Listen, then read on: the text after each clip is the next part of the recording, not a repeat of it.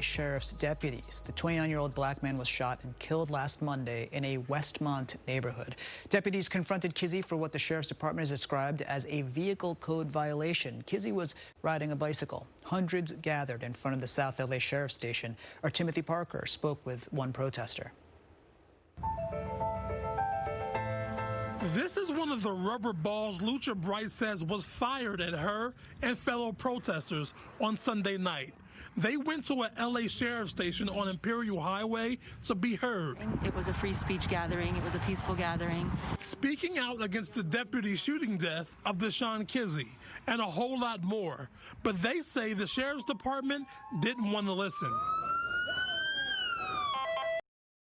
Don't do it. All she was doing was walking the sidewalk. Almost the minute that the protest began on Sunday night, the sheriffs, who were already in riot gear in front of their station, declared it to be unlawful. It was not an unlawful gathering. Sheriff Villanueva says their actions were appropriate in order to protect government buildings. And in the process, Lucha and these members of the Revolution Club spent the night in jail. You're sitting in a cold cell. They didn't bring blankets till 5 in the morning.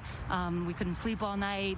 Yet one day later, she and the group are out on the streets again, canvassing, which they do every day, trying to get a message out to people at home, those driving by, passing out flyers, trying to rally people to stop what they call a genocide. That violence and brutality by the sheriffs, Sunday night, Saturday night, going back all week, is connected very much to what we see happening all over the country. Lucha's afraid about the nation's future if people don't raise their voices. There needs to be an outpouring of people, beginning with thousands and becoming millions, within the next 60 days going into this election, where people are carrying out mass, nonviolent protests in the streets that become sustained day after day protests. It's why they are here right now, and why more will be out once again on Saturday to protest the shooting death of Dijon Kizzee.